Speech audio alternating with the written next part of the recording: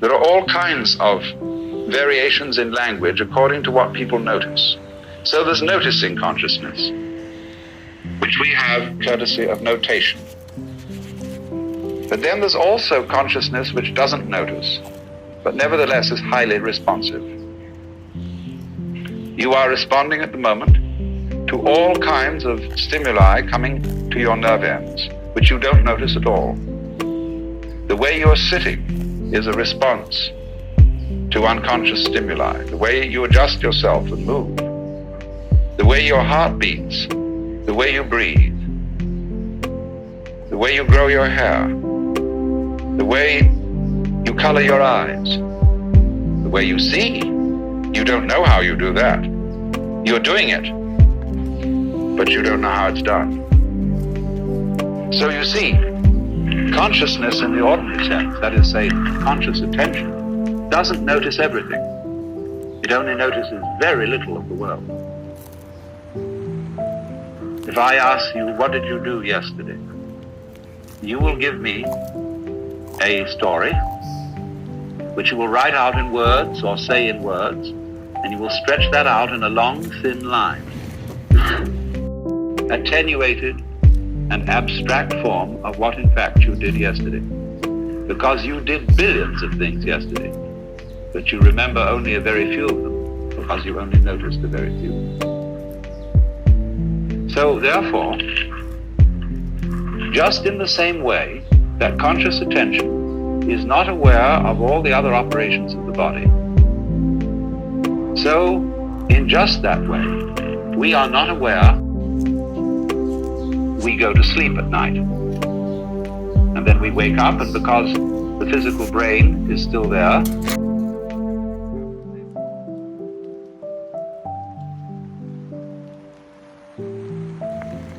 then we're what is called dead. And we say, well, that's the end of that. But when the leaves die and fall off the trees, or the fruit drops, next year, more leaves, more fruit. So in the same way, when you and I die, more babies later. If the whole human race dies, you bet your life. There are all kinds of things that feel that they're human, scattered throughout the multiplicity of galaxies. Because this universe is a peopling universe, just as an apple tree apples. But because we are unconscious of the intervals, we are not aware of the self with our conscious attention when conscious attention isn't operating. But still, just as you don't notice what your pineal gland, say, is doing at the moment, so in the same way, you don't notice the connections which underlie, which tie us all together, not only here and now, but forever and ever and ever and ever. The difficulty and the basic reason why we don't notice the self is that the self doesn't need to look at itself. A knife doesn't need to cut itself. Fire doesn't need to burn itself.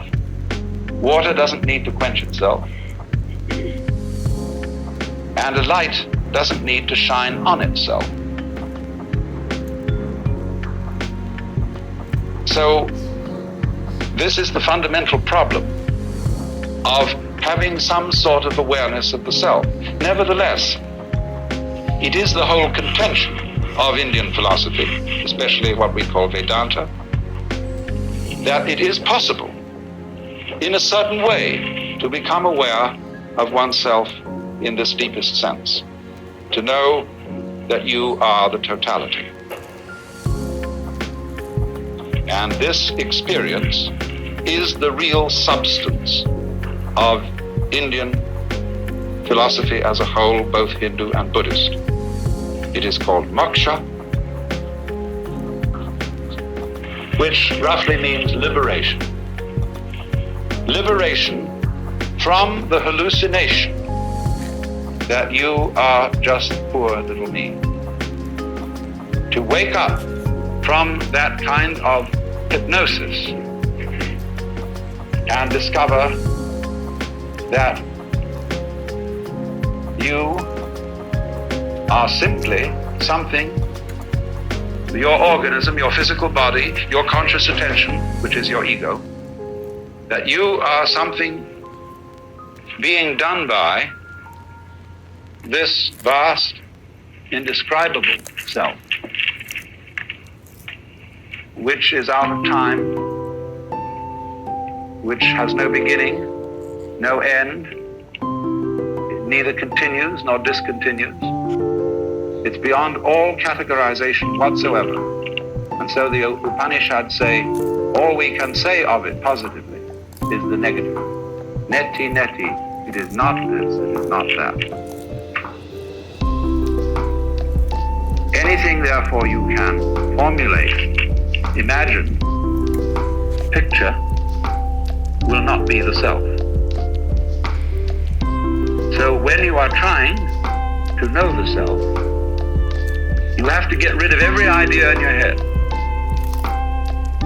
It doesn't mean, as some people seem to think, that you have to get rid of every sense impression. It isn't as if you had to go into a catatonic state of total absorption. Of course, that can be done. But the full moksha, the full liberation, is when you come back out of absorption and see this everyday world just as it looks now, but see as clearly can be that it is all the self.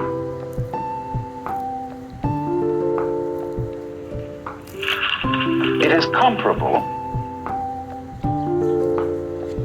to something like this.